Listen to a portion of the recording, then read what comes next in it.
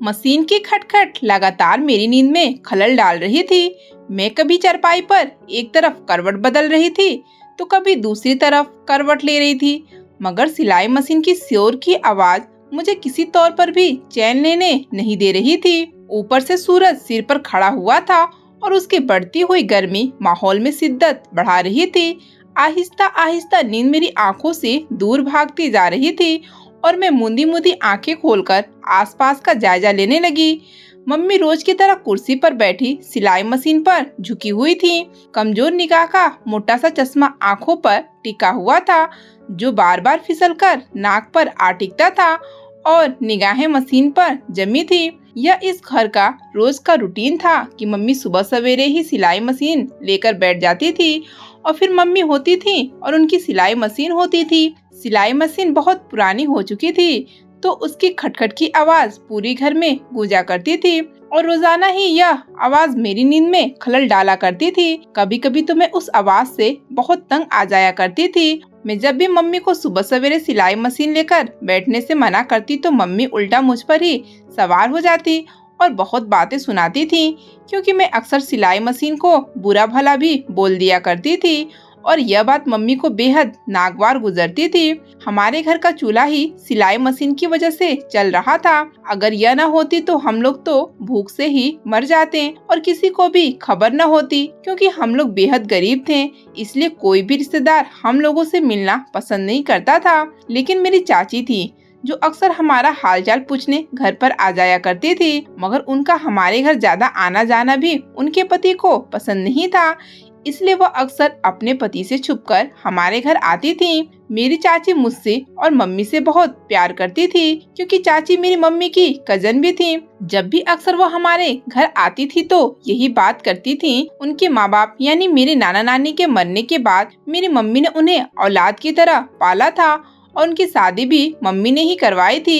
एक तरह से वह मेरी मम्मी को अपनी जिठानी नहीं बल्कि अपनी माँ की तरह समझती थी। तभी तो मेरे पापा के मरने के बाद उन्होंने बाकी रिश्तेदारों की तरह हमसे मुंह नहीं मोड़ा था, बल्कि हमेशा हमारी खबर लेने के लिए आती रहती थी और हमारी मदद भी करती रहती थी। मगर मेरी मम्मी बहुत खुददार थी, वो उनसे किसी भी तरह की कोई मदद नहीं लेना चाहती थी। यही वजह थी कि उन्होंने पापा के मरने के बाद घर का खर्चा चलाने के लिए सिलाई मशीन संभाल ली थी। मम्मी मोहल्ले भर की तमाम औरतों के कपड़े की सिलाई किया करती थी। इस तरह खींच तान कर हमारा गुजारा हो ही जाता था और हम किसी के सामने हाथ भी नहीं फैलाने पड़ते थे। चाची मम्मी की मदद इस तरह से भी कर दिया करती कि वो मम्मी को अपने मोहल्ले से भी औरतों के कपड़े सिलाई करवाने के लिए ले आती थी। इस तरह मम्मी के पास काम और ज्यादा आता था और कुछ पैसे और आ जाते थे। जब मेरे पापा जिंदा थे तब हमारे हालात इतने बुरे नहीं थे।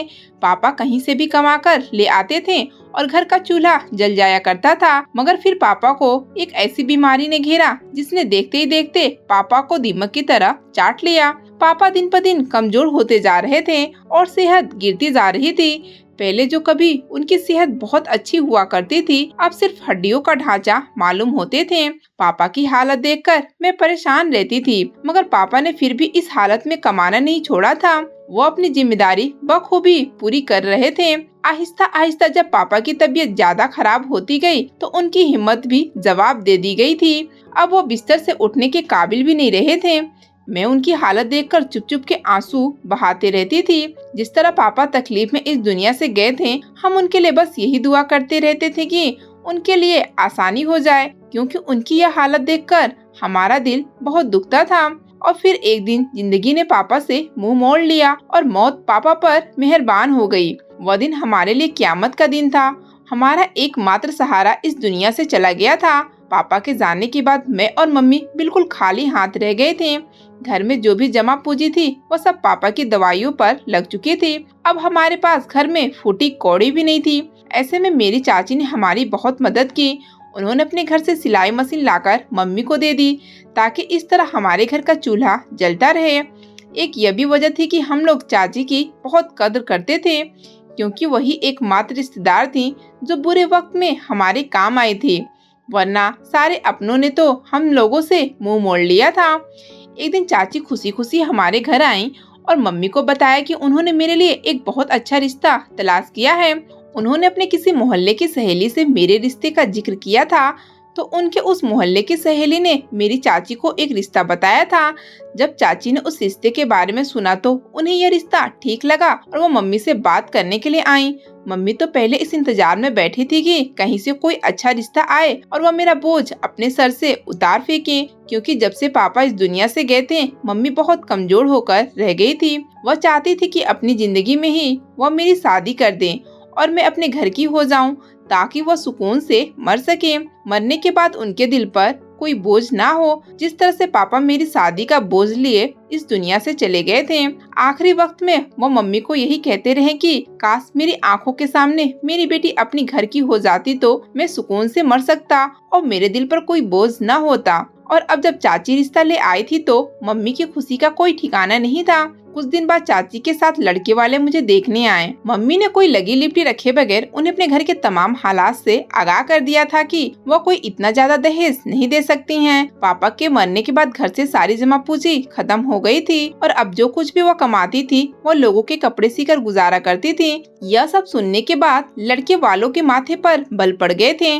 उनके बदलते हुए तेवर देखकर मम्मी ने उनसे कहा कि वो फिर भी अपनी हैसियत के मुताबिक ही इसका इंतजाम जरूर करेंगी। उस बात पर वो लोग खुश हो गए। इस तरह मेरा रिश्ता तय कर दिया गया और कुछ महीने बाद शादी की तारीख रख दी। यह वक्त भी मम्मी ने उनसे बहुत मुश्किलों से लिया था, वरना वह लोग तो 1 महीने में ही शादी की तारीख मांग रहे थे। इतनी जल्दी शादी करने के लिए मम्मी के पास कोई मसाइल मौजूद नहीं थे, इसलिए मम्मी ने उनसे कुछ महीनों का वक्त मांगा था। आहिस्ता आहिस्ता दिन गुजरते जा रहे थे और शादी का दिन करीब आता जा रहा था। मेरी शादी के लिए पैसों का इंतजाम कहीं से भी नहीं हो पा रहा था। मम्मी ने मेरे मामा से शादी में मदद करने की दरख्वास्त की, मगर उन्होंने साफ हरी झंडी दिखा दी कि वो ऐसी कोई मदद नहीं कर सकते। उनके खुद घर के हालात बहुत खराब हैं, जबकि सभी जानते थे कि मामा अच्छा कमाते खाते हैं, उन्हें किसी चीज की कमी नहीं थी। वह चाहते तो मेरी शादी का पूरा खर्चा भी उठा सकते थे, मगर उन्होंने ऐसा नहीं किया। मामा की तरफ से मायूस होकर मम्मी ने मेरे बड़े पापा से मदद करने की दरखास्त की, मगर बड़ी मम्मी ने तो मम्मी को जलील कर दिया कि जब हाथ में पैसे नहीं थे तो बेटी की शादी करने की क्या जरूरत थी। मम्मी हर तरफ से मायूस हो गई थी। ऐसे में चाची आगे बढ़ी और उन्होंने मेरी शादी के लिए अपनी सोने की बालियां बेच दी। उन्होंने चाचू से छुपकर अपनी सोने की बालियां बेची थी, वरना मेरे चाचू ऐसा हरगिज नहीं करने देते। हालांकि इस बात ने हमें और उनके एहसान तले दबा दिया। मम्मी तो चाची के सामने निगाहें नीचे किए बैठी रहती थी। कुछ इस तरह से मेरी शादी का इंतजाम हो गया।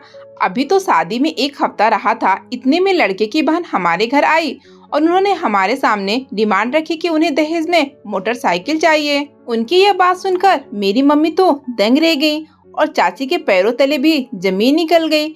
उन लोगों से इस बात की कोई उम्मीद नहीं थी कि वहाँ से कोई बात सामने आएगी। पहले ही मेरे दहेज के कुछ चीजें का और बारात के खाने का इंतजाम इतनी मुश्किल से हुआ था, और अब मेरी मम्मी दहेज में मोटरसाइकिल कैसे दे सकती थी? यह तो बिल्कुल ही नामुमकिन बात थी। मम्मी ने उनको हमारे सारे हालात पहले बता रखे थे और अब ऐसे में उनकी तरफ से ही सारी बातें समझ से बिल्कुल बाहर थी। मम्मी ने उसी वक्त उनसे बात की कि वो मोटरसाइकिल बिल्कुल नहीं दे सकती। उस बात को उन लोगों ने अपनी मान का मसला बना लिया और बारात लाने से साफ इनकार कर दिया कि अगर हम लोग मोटरसाइकिल नहीं देंगे तो वो लोग बारात भी नहीं लाएंगे। मम्मी और चाची ने उन्हें बहुत समझाने की कोशिश की, मगर वो लोग अपनी जिद पर अड़े रहे और इस तरह मेरी शादी होते होते रह गई, क्योंकि उन लोगों ने मोटरसाइकिल के बगैर शादी करने से साफ इनकार कर दिया था। इस बात का सदमा मेरी मम्मी ने इस कदर लिया कि वो बीमार हो गयी और चारपाई से जा लगी। मैं दिन रात उन्हें देख देख कर रोती रहती, क्योंकि अब वही मेरा सहारा थी। पापा के बाद जिंदगी बहुत मुश्किल हो गई थी, मगर मम्मी फिर भी मुझे पापा की कमी महसूस न होने देती। और अब जब मम्मी ही चारपाई पर लग गई तो एक दफा फिर पापा के जाने का मंजर मेरी आंखों के सामने लहराने लगा। एक रात मम्मी सोई तो सोई ही रह गई, वो फिर उठ न सकी। मैंने जब सुबह मम्मी को उठाना चाहा तो उनका हाथ एक तरफ को गिर गया। मैं अपनी जगह पर धक से रह गई। मैंने फिर से मम्मी को हिलाया तो मम्मी बिल्कुल बेसुध पड़ी थी। मैं भागकर पड़ोसी के यहाँ गई और उन्हें घर बुलाया। वह घर आई और मम्मी को देखा तो खामोशी से मुझे गले लगा लिया और मेरी चाची को एक बच्चे को बुलाने के लिए भेज दिया। एक बार फिर एक और क़यामत मेरे इंतजार में थी। मेरे माँ बाप दोनों ही मुझे छोड़कर जा चुके थे। मम्मी और पापा दोनों ही मर चुके थे। मेरा घर बिल्कुल ही खाली हो गया था। मैं खाली खाली नजरों से सारा दिन घर की छत को तकती रहती थी। मैं मम्मी के मरने का जिम्मेदार खुद को ठहरा रही थी। मेरी शादी के टूटने का सदमा मम्मी ने इस कदर ले लिया था कि वो अपनी जान से हाथ धो बैठी थी। मैं जानती थी मम्मी मेरे लिए किस कदर परेशान रहती थी। जाने वो मुझे छोड़कर कैसे गई होंगी। जब यमराज उन्हें लेने आया होगा तो उन्होंने हाथ तो जोड़े ही होंगे। यह सारी बातें मुझे बेहद परेशान रखती थी। मम्मी की याद मुझे किसी पल चैन नहीं लेने दे रही थी। अब सुबह सुबह मेरे कानों में सिलाई मशीन की खटखट भी नहीं आ रही थी। मैं सारा दिन घर में बुलाई बुलाई सी फिर रही थी। चाची मेरे साथ ही घर में रुकी हुई थी। अब घर से तमाम मेहमान भी चले गए थे, मगर किसी ने यह नहीं सोचा था कि जवान लड़की घर में अकेली कैसी रहेगी। उन हालात में भी चाची सामने आई और वह मुझे अपने साथ अपने घर ले आई। हालांकि एक और एहसान तले मैं दब चुकी थी। हम लोगों पर चाची ने जितने भी एहसान किए थे, उन्हें एहसानों का बदला मैं मरकर भी नहीं चुका सकती थी। जाहिर है मैं इस घर में अकेले नहीं रह सकती थी। मुझे लाजमी किसी का सहारा चाहिए था। ऐसे में चाची का सहारा देना मेरे लिए बहुत बड़ी बात थी। मैं चुपचाप चाची के साथ उनके घर चली आई। उनका घर हमारे घर से कुछ फासले पर ही था। जब मैं चाची के साथ उनके घर में दाखिल हुई तो सामने ही आंगन में चाचू बैठे हुए थे। मेरे चाचू भी मेरे बाकी रिश्तेदारों की तरह ही थे। मुझे देखते उनके माथे पर बल पड़ गए, मगर उन्होंने मुंह से कुछ न कहा। हालांकि घर में 2 ही कमरे थे। एक कमरे में चाची और चाचू रहते थे और दूसरे कमरे में मेरा सामान रखवा दिया। मेरे पास सामान था ही का, बस कुछ जोड़े थे पहनने के लिए। उसके अलावा मेरे पास कोई सामान नहीं था। मैं दूसरे कमरे में आ गई तो चाची भी अपने कमरे में चली गई। कुछ देर बाद चाची और चाचू के कमरे से उनके लड़ने की आवाज आ रही थी। चाची उनसे कह रही थी कि अनाथ बच्ची समझकर ही उसे घर में रहने दे, मगर चाचू किसी सूरत में भी राजी नहीं हो रहे थे। कुछ देर तक उनसे लड़ने की आवाजें आती रही और मैं दूसरे कमरे में परेशान बैठी रही कि अगर मैं यहाँ से फिर से निकाल दी गई तो मैं कहाँ जाऊंगी। मेरे पास उस घर के सिवा और कोई ठिकाना भी नहीं था। कुछ देर बाद चाचू घर से बाहर चले गए। उनके जाने के बाद मैंने चाची से पूछा कि क्या उन्हें मेरा इस घर में आना पसंद नहीं आया, तो चाची ने निगाहें चुराते हुए कहा कि नहीं, ऐसी कोई बात नहीं है। हम लोग किसी और बात पर लड़ रहे थे। मुझे परेशान होने की जरूरत नहीं है। अब मैं इसी घर में रहूंगी। यह सुनकर मुझे इत्मीनान हुआ, वरना मैं तो बस परेशान ही बैठी थी। दिन आहिस्ता आहिस्ता गुजरते जा रहे थे। अब मैं चाची के साथ उनके घर में ही रहने लगी थी। उस दिन के बाद से चाचू ने दोबारा चाची से कुछ नहीं कहा था। उनका रवैया भी मेरे साथ बिल्कुल ठीक होता था। वह मुझे घर से निकलने के लिए नहीं कहते थे। मेरे लिए इतना ही काफी था।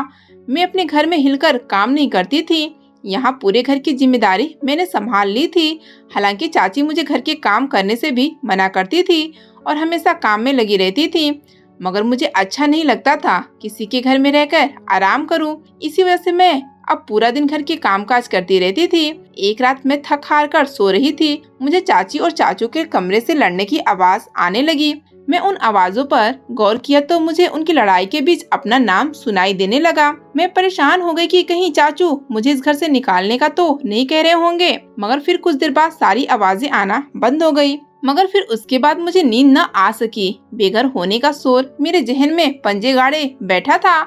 पूरी रात मैंने जागती आंखों में काट दी। मुझे एक पल के लिए भी नींद नहीं आई। सुबह उठते ही मैंने चाची से रात के बारे में पूछा तो उन्होंने बात गोलमोल कर दी और अपनी इस लड़ाई के बारे में मुझे कुछ नहीं बताया। मगर मुझे चाची कुछ परेशान सी दिखाई दी और पूरा दिन वो खोई खोई रही।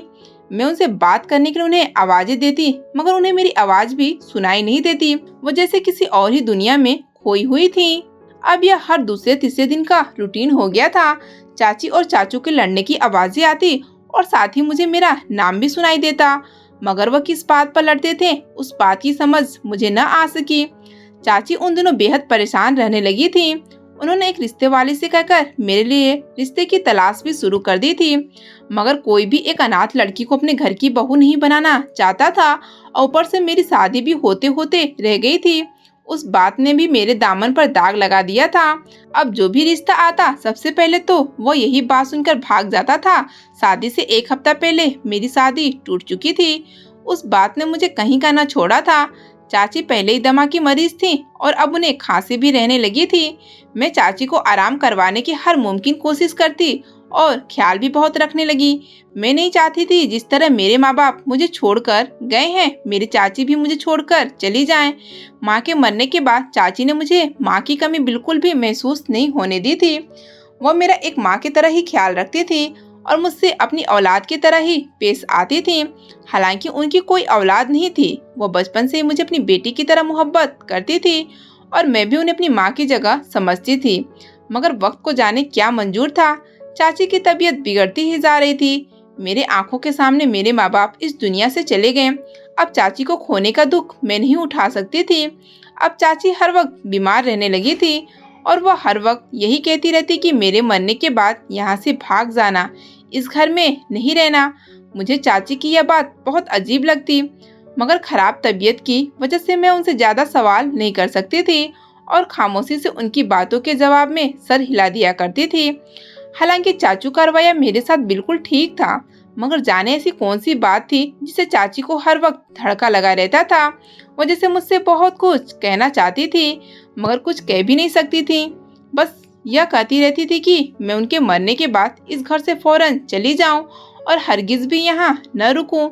उस दिन पूरा दिन चाची पलंग पर लेटी खांसती रही और उनका सांस भी उखड़ता रहा और मैं बेबसी की मूरत बनी चाची को उस हाल में देखती रही। चाची ने मुझे अपने पास बुलाकर मुझसे एक बार फिर वादा लिया कि मैं उनके मरने के बाद यहाँ नहीं रहूंगी। उनके मुंह से मौत का नाम सुनकर मेरा दिल दहलने लगा।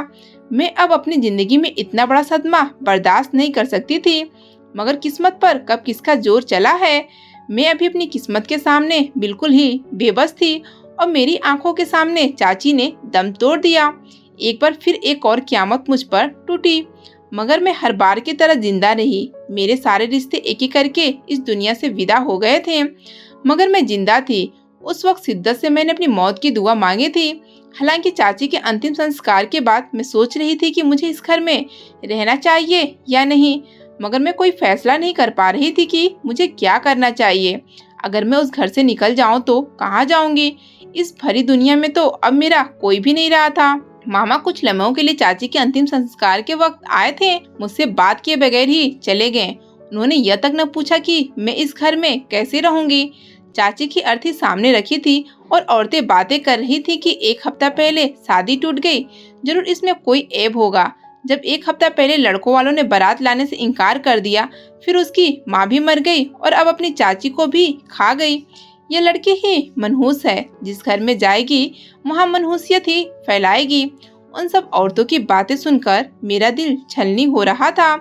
वो औरतें अपनी जुबान से किसी को भी जान से मारने का हुनर रखती थी। मैं बस खामोश बैठी उन औरतों की बातें सुन रही थी और अपनी किस्मत को कोस रही थी। घर से तमाम मेहमान भी जा चुके थे, चाचू भी अभी तक घर नहीं आए थे। मुझे उनके घर आने से पहले इस घर से निकलने का फैसला करना था और मैंने फैसला कर लिया था कि मैं चाची की बात पर अमल करूंगी और यह घर छोड़कर कहीं भी चली जाऊंगी। चाची ने कुछ सोचकर ही मुझसे बात कही होगी, वरना तो वह मुझे माँ से बढ़कर ही चाहती थी। यूं बिना किसी वजह से मुझे अपनी मौत के बाद बेघर नहीं कर सकती थी। मैंने एक बैग में अपने कुछ जोड़े रखे और कुछ पैसे चाची ने मुझे दिए थे वह भी अपने बैग में रखें और चादर वह भी अपने बैग में रखें और चादर को अपने शरीर पर अच्छे से लपेटकर मैं घर से निकलने लगी। मगर उसी लम्हे चाचू घर में दाखिल हुए और मुझे यूं घर से निकलता देखकर वह ठिठक गए। उन्होंने मुझसे पूछा कि रात के इस पहर कहाँ जा रही हो? तो मेरी जबान जैसे तालू से चिपक गई। उन्होंने मेरे हाथ में पकड़ा बैग देखा और समझ गए कि मैं ये घर छोड़कर जा रही हूँ। वह एकदम ही गुस्से में आ गए और मुझसे चिल्लाकर कहने लगे कि मैं कहाँ जा रही थी और क्यों। तो मैं बहुत डर गई। मैंने उन्हें सारी बात बता दी कि चाची ने मुझसे कहा था कि उनके मरने के बाद ये घर छोड़कर चली जाऊं, इसी वजह से मैं घर छोड़कर जा रही थी। यह सुनकर चाचू के माथे पर बल पड़ गए और उन्होंने मुझे प्यार से समझाया, बीमारी की वजह से मेरी चाची का दिमाग खराब हो गया था, वरना वह मुझे ऐसे घर से जाने को क्यों कहेंगी, जबकि उन्हें पता भी था कि मेरे पास रहने का कोई ठिकाना नहीं है। मुझे उनके बात दिल पर लगी और मैंने सोचा कि शायद चाचू सही कह रहे हैं। उन्होंने मुझसे कहा कि जाकर मैं अपना सामान अंदर रखूं और वो कुछ देर में वापस आ रहे हैं। वो घर से दोबारा बाहर चले गए। कुछ देर में आने का कहकर जब वो घर से निकले तो मुझे बाहर से कुंडी लगाने की आवाज आई, मगर मैंने उस बात को अपना वहम समझकर और दोबारा अपने कमरे में चली आई। अभी मुझे कमरे में आए कुछ ही देर गुजरे थी कि चाचू दोबारा घर में वापस आए।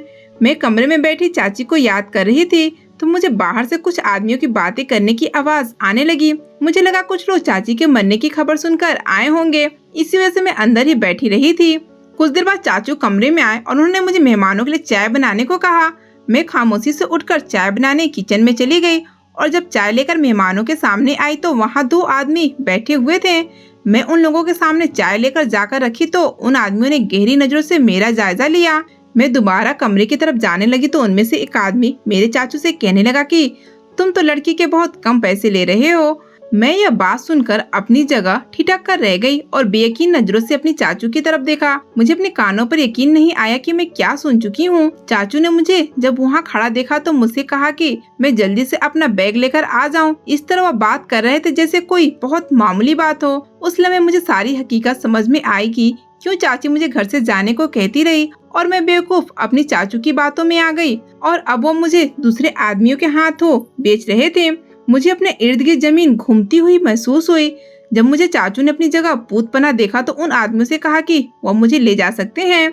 इसमें से एक आदमी आगे बढ़ा और मेरा हाथ पकड़ लिया। उसके हाथ पकड़ते जैसे मैं होश की दुनिया में वापस आई और चीखते हुए उसके मजबूत हाथों की गिरफ्त से अपने हाथ निकालने लगी, मगर उस आदमी की गिरफ्त बहुत मजबूत थी। उसका मुकाबला मुझ जैसी कमजोर लड़की कहाँ कर सकती थी। तभी मैंने चीखना चिल्लाना शुरू करके चाचू को भगवान के वास्ते देने शुरू कर दिए कि वो मुझ पर ये जुल्म ना करें और मुझ पर रहम करें, मगर उन पर मेरी किसी दुहाई का असर ना हुआ और वो आदमी मुझे खींचते हुए अपने साथ लेकर बाहर चले गए। बाहर आकर उसने मुझे अपनी गाड़ी में डाला और खुद ड्राइविंग सीट पर बैठ गया। इतने में अंदर से दूसरा आदमी भी बाहर आ गया और वह भी गाड़ी में बैठ गया। कुछ देर बाद गाड़ी चलने लगी और मैं खुद दहशत से कांपने लगी। मैं उन आदमियों की मिन्नतें कर रही थी कि मुझे जाने दें, मगर वो मेरी तरफ से बिल्कुल कान लपेटे पड़े थे। कुछ देर बाद गाड़ी एक झटके से रुक गई। उनकी बातों से अंदाजा हुआ कि उनकी गाड़ी का टायर फट गया है। दोनों आदमी उतरकर अपनी गाड़ी को देखने लगे। जैसे उनकी आंख बची, मैं मौका पाते ही उनकी गाड़ी से उतरकर सड़क पर अंधाधुंध भागने लगी। सड़क के दोनों तरफ इक्का दिक्का रोशनियां लगी थी और गाड़ियां तेजी से आ रही थी। उन आदमियों ने मुझे भागते देखा तो मेरा पीछा करने की कोशिश की, मगर जितनी तेजी से मैं भाग रही थी तो मैं सामने से आती गाड़ी से टकरा गई और उछलकर दूर जा गिरी। वो गाड़ी वाला नेक बंदा था। उसने मुझे देखकर अपनी गाड़ी रोक ली। वो आदमी मेरा इतना बुरा एक्सीडेंट देखकर अपनी जगह पर रुक गए और मुझे मरने के लिए छोड़कर फरार हो गए। उस गाड़ी वाले ने मुझे उठाकर अस्पताल पहुंचाया। जब मैं होश में आई और खुद को अस्पताल में पाया तो शुक्र अदा किया कि मैं उन आदमियों से बच गई हूँ, वरना जाने वो मेरा क्या हश्र करते। कुछ देर बाद एक आदमी अंदर आया और उसने बताया कि उसकी गाड़ी से मेरा हादसा हुआ था। तभी वो मुझे उठाकर यहाँ अस्पताल ले आया। उसने मुझसे मेरे घर का पता पूछा तो मैं रोने लगी, क्योंकि उसके सिवा मेरे पास और कोई चारा भी नहीं था। मैंने उस आदमी को सारी कहानी बताई और उसे निवेदन की कि वो मुझे किसी संस्था में छोड़ आए, क्योंकि अब दुनिया में मेरा कोई नहीं था। वो कुछ देर तक सोचता रहा, फिर उसने अपनी बीवी को फोन करके मेरे बारे में सारी बातें बताई और अपनी बीवी से मेरी बात भी करवाई। फिर अपनी बीवी की इजाजत से वो मुझे अपने साथ अपने घर ले गया। उस आदमी की बीवी बहुत रहम दिल थी। उसने मुझे अपने घर में जगह दी। मैं कुछ साल तक उन मेहरबान लोगों के पास रही। फिर उन लोगों ने एक अच्छी जगह मेरा रिश्ता देखकर मेरी शादी कर दी।